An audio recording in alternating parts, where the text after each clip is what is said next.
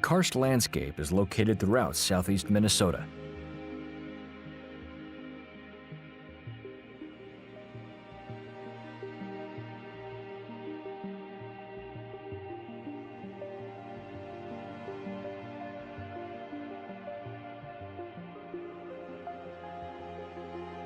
Over thousands of years, carbonate bedrock, also called limestone, is eroded away by slightly acidic water in rain and soil, creating karst features.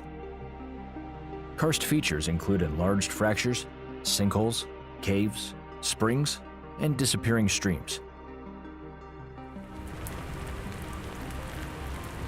A thin layer of topsoil allows water to easily soak into the underlying bedrock. Once in bedrock, water moves quickly to shallow drinking water wells, springs, and streams. Although some rain and melting snow moves from the surface to groundwater through sinkholes, most soaks into the ground across the entire land surface. The distinction between groundwater and surface water is not always clear. Groundwater may emerge as a spring, flow a short distance in a stream, and then disappear. This same water could then re-emerge within hours or days, farther downstream again as surface water.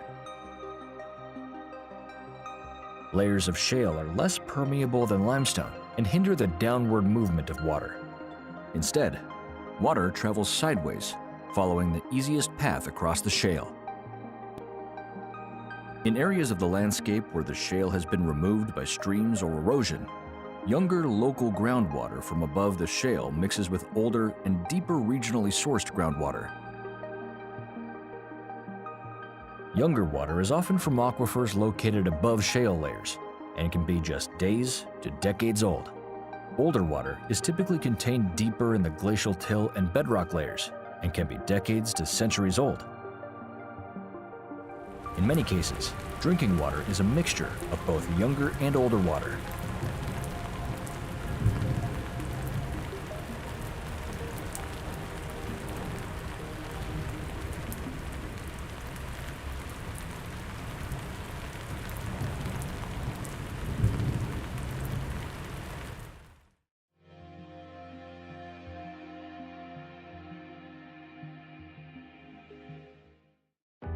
In southeast Minnesota, many residents like you rely on private wells for drinking water.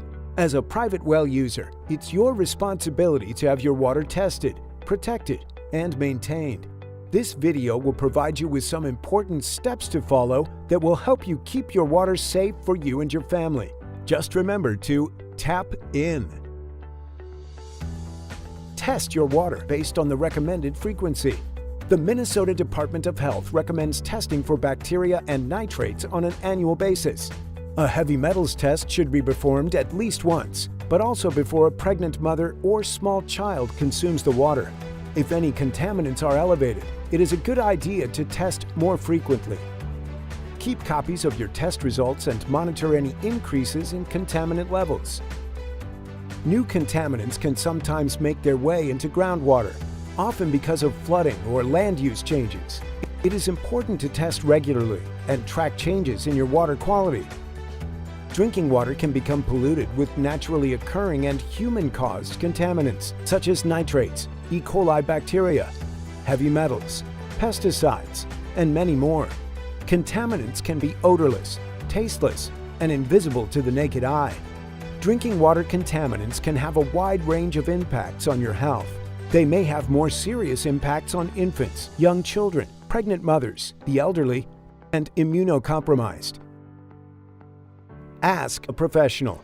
When questions come up about your testing results, well construction, or treatment system, don't be afraid to reach out to a professional for their opinion. There are many local experts available, including licensed plumbers, well drillers, and water conditioning professionals, county planning and zoning offices, public health entities. Protect your water quality. Though testing is a key part of monitoring your water quality, there are other proactive things you can do to manage it. This includes keeping track of when your well or treatment system was last serviced, and if there is any additional maintenance required, like filter changes. Avoid hitting your wellhead with a lawnmower or other equipment. and store pesticides, fertilizers, and other chemicals away from it. Keep the area around your wellhead clear from dirt, leaves, and other debris. Finally, watch for changes in your water's color, taste, or smell, as these can sometimes be indicators of changes in your water quality. Inspection. It's important to inspect your well, water treatment, and septic systems frequently. Cracks, holes, corrosion, and other damage to any of these systems may serve as a pathway for contaminants to get into your drinking water.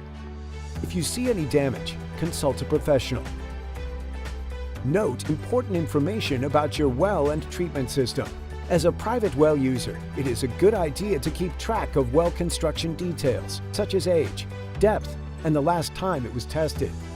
If you have a treatment system, note what kind of system it is and how often it needs to be serviced. Just like oil changes on cars, it's important to stay up to date on maintenance and filter changes. Following these 5 steps will help you tap in and stay informed about your private well and water quality. You can contact your local county office, soil and water conservation district, or public health entity for additional resources. You can also search water well information on the Minnesota Department of Health's website. When thinking about water quality and your family's health, just remember, tap in.